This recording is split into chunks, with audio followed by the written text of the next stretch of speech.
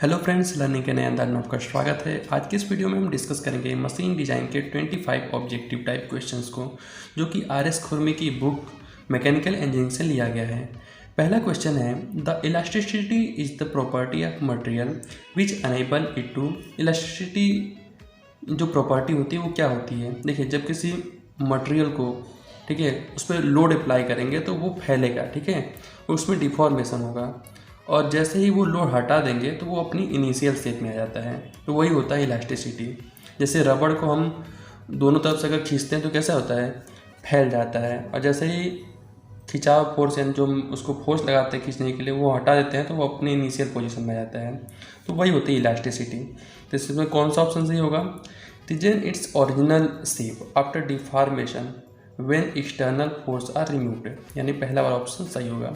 Second question है, the property of a material which enables it to draw into wire with the application of a tensile force it's called।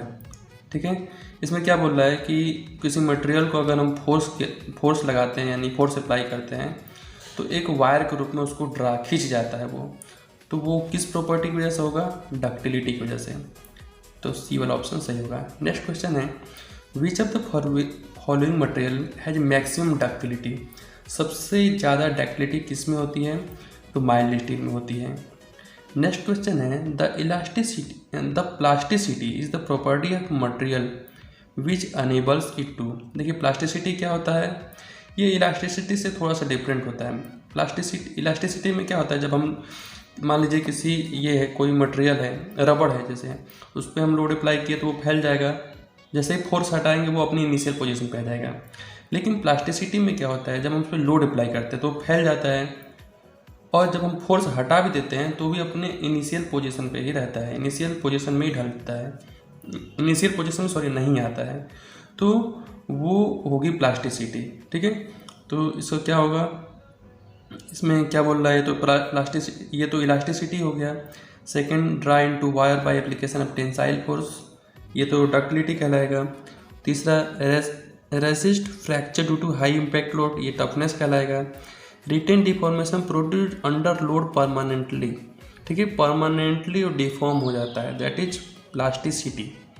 ये हुआ चौथा question का answer.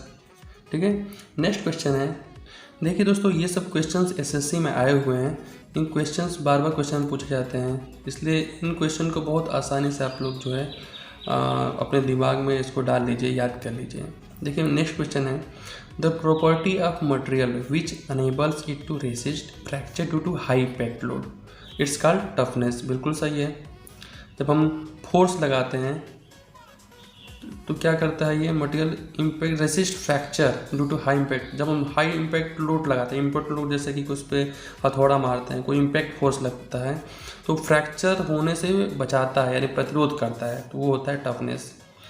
Next है, which of the following property is desirable in parts subjected to shock and impact load. वो property बतानी है, वो किस प्रॉपर्टी के तहत desirable in parts subject to shock and impact load, तो किसकी वजह से होता है?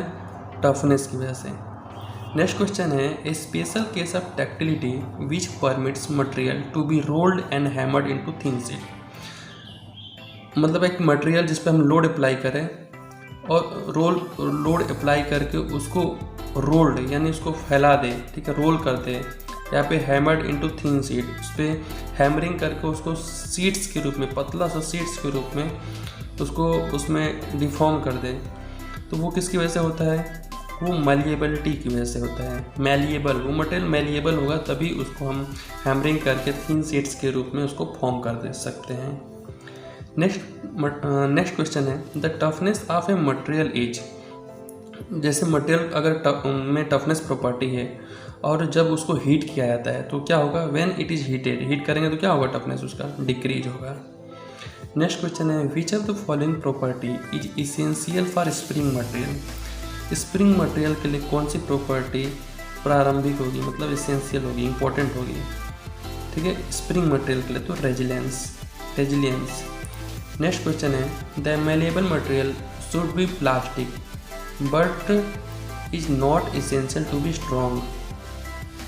The malleable material should be plastic but is not essential. देखिए मेलेबल मटेरियल प्लास्टिक होना चाहिए but not essential to be strong. तो ये क्या है, बिल्कुल सही है, agree. Material commonly use for machine tool body. Machine tool body के लिए कौन सा मटेरियल इस्तेमाल करेंगे, माइल्ड स्टील तो इस्तेमाल करेंगे नहीं, क्योंकि टूल बनाने के लिए, टूल की बॉडी बनाने के लिए वो मटेरियल हार्ड होना चाहिए। ठीक है, हार्ड होना चाहिए। ये माइल्ड स्टील तो होगा नहीं क्योंकि ये बहुत सॉफ्ट होता है। एल्युमिनियम भी कमज़ोर होता है, वीक मटेरियल होता है। ब्रास ये भी अनफेरस मटेरियल से मिलकर बना है, तो ये भी नहीं होगा। कास्ट आयरन देखिए ये ब्रिटल मटेरियल होता है। ठीक है, तो कास्ट आयरन को हम लोग टूल बॉडी बनाने में इस्तेमाल कर सकते हैं। नेक्स्ट क्वेश्चन है, when carbon in the cast iron is principally in the form of graphite the cast iron will be, क्या होगा, ग्रे कलर। कास्ट आयरन में अगर when carbon in the cast iron is principally in the form of graphite, carbon अगर उसमें graphite के form में होगा तो कास्ट आयरन कौन सा कलर का होगा, ग्रे कलर का। नेक्स्ट क्वेश्चन है, when carbon in the cast iron in the form of cementite the cast iron will be white color। बिल्कुल सही है, करेक्ट, वाइट कलर का होगा कास्ट आयरन जब उसमें सीमेंटाइट के फॉर्म में होगा तो। According to Indian standard specification a grey cast iron design FG200 means. ठीक है, ग्रे कास्ट आयरन की बात की जाए तो इसमें ये किसको डिनोट करता है, इसमें क्या होता है, टेंसाइल स्ट्रेंथ होता है। तो ये जो FG200 है ये होगा इसका होगा minimum tensile strength 200 newton per mm, 200 मतलब 200 न्यूटन पर mm स्क्वायर इसका मिनिमम टेंसाइल स्ट्रेंथ होगा। नेक्स्ट क्वेश्चन है 15 नंबर का, the material commonly used for crane hook. Crane hook के लिए कौन सा मटेरियल इस्तेमाल किया जाएगा, तो रफ आयरन। नेक्स्ट क्वेश्चन है, steel containing up to 0.15 carbon is known as eutectoid steel, या फिर इसको डेल्ड माइल्ड स्टील भी कहते हैं। ठीक है, डेल्ड mild steel. The steel containing up to यानी 0.15% तक अगर उसमें कार्बन परसेंटेज होगा तो उसको डेड माइल्ड स्टील बोलेंगे, या फिर इसको एटोक्टॉइड स्टील भी बोलते हैं। नेक्स्ट क्वेश्चन है 17 नंबर का, according to Indian standard specification a plain carbon steel designed by 40C8 contents carbon. इसमें कार्बन कितना कंटेंट है, देखिए 40 के 5 इधर 0.35 से लेके 0.45% तक। नेक्स्ट क्वेश्चन है, the shock resistance of steel is increase by adding. अगर स्टील में अगर शॉक रेजिस्टेंस लाना है तो उसमें क्या मिलाना पड़ेगा, उसमें मिलाना पड़ेगा निकिल और क्रोमियम। ठीक है, क्रोमियम से क्या होगा, क्रोमियम की जो प्रॉपर्टी होती है वो क्या लाती है, अगर स्टील में हम क्रोमियम डालते हैं तो वो पहले तो वो रस्ट लगने से बचाता है। ठीक है, ऑक्साइड से बचाता है। फेरस है तो उसके साथ अगर ऑक्सीजन के कांटेक्ट में आता है तो फेरस ऑक्साइड बन जाता है, यानी रस्ट लग जाता है, तो उससे बचाता है। निकिल उसमें हार्डनेस देता है। ठीक है, शॉक रेजिस्टेंस देता है। नेक्स्ट क्वेश्चन है, the steel widely used for motor car crankshaft. Steel, इसमें से कौन सा स्टील इस्तेमाल किया जाता है मोटर कार के क्रैंकशाफ्ट बनाने में, तो कौन सा इस्तेमाल किया जाता है, क्रोम स्टील। ठीक है, क्रोम स्टील। नेक्स्ट क्वेश्चन है, the ball bearing are usually made from. The ball bearing usually made from किससे बना होता है, तो मीडियम कार्बन स्टील से बना होता है। किससे, मीडियम कार्बन स्टील से। नेक्स्ट क्वेश्चन है 18/8 स्टील। ये बहुत इंपॉर्टेंट क्वेश्चन है, हमेशा आता है एसएससी वगैरह क्वेश्चन में, रेलवे के क्वेश्चन में। 18/8 कंटेंट्स मतलब क्या है, 18 क्या है, 18% क्रोमियम 8% निकिल, इसको रट लीजिए। नेक्स्ट क्वेश्चन है, the metal suitable for bearing subject to heavy load. Heavy load के लिए क्या इस्तेमाल करेंगे इसमें से, तो वाइट मेटल इस्तेमाल करेंगे। ठीक है, फास्फर ब्रोंज हल्का लोड के लिए मतलब लाइट लोड के लिए इस्तेमाल करते हैं। The material suitable for bearing subject to light load के लिए मैंने बताया फास्फर ब्रोंज का इस्तेमाल किया जाएगा। The steel containing 0.8% carbon is known as. Steel containing 0.8% carbon is known as eutectoid steel. इसके पहले मैंने बताया था जिसमें 0.8% तक कार्बन होता है, एटोक्टोइड स्टील कहलाता है। ए स्टील, नेक्स्ट क्वेश्चन है, a steel containing 0.8% carbon is known as hypoeutectoid steel. 0.8 से अगर कम होता है तो वो होगा हाइपोटेक्टोइड, अगर 0.8 से ज़्यादा होता है तो वो होता है हाइपर एटोक्टोइड। नेक्स्ट क्वेश्चन है, a steel containing more than 0.8 is known as eutectoid steel. ये गलत है, 0.8 से ज़्यादा होगा तो हाइपर एटोक्टोइड कहलाएगा, 0.8 से नीचे होगा तो हाइपो एटोक्टोइड, अब 0.8 होगा तो एटोक्टोइड। नेक्स्ट क्वेश्चन है 27 नंबर का, for hardening alloy steel and high speed steel they are heated to. Hardening alloy steel and high speed steel they are heated up to 1100 से 1300 डिग्री सेल्सियस पे गर्म करते हैं। देखिए हार्डनिंग जब हम करते हैं तब भी हम रिक्रिस्टलाइजेशन टेम्परेचर से ऊपर गर्म करते हैं। रिक्रिस्टलाइजेशन टेम्परेचर कितना होता है, 800 होता है, 800 डिग्री सेल्सियस से ऊपर जाता है। तो हम जब भी हार्डनिंग करेंगे, हार्डनिंग एलॉय स्टील या फिर हाई स्पीड स्टील, वो सब रिक्रिस्टलाइजेशन टेम्परेचर से ऊपर किया जाता है। तो ये टेम्परेचर है 1100 से 1300 डिग्री।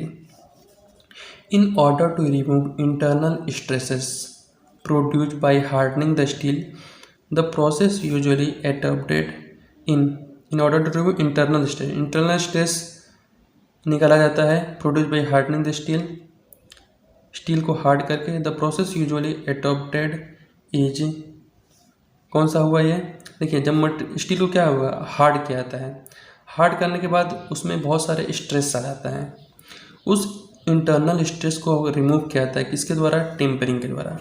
ठीक है, टेम्परिंग। हार्डनिंग कैसे किया जाता है, उसको रिक्रिस्टलाइजेशन टेम्परेचर से ऊपर गर्म किया जाता है, फिर उसको क्वेंच किया जाता है, यानी सडन कूलिंग किया जाता है, पानी में तुरंत डाल दिया जाता है या फिर ऑयल में डाल दिया जाता है।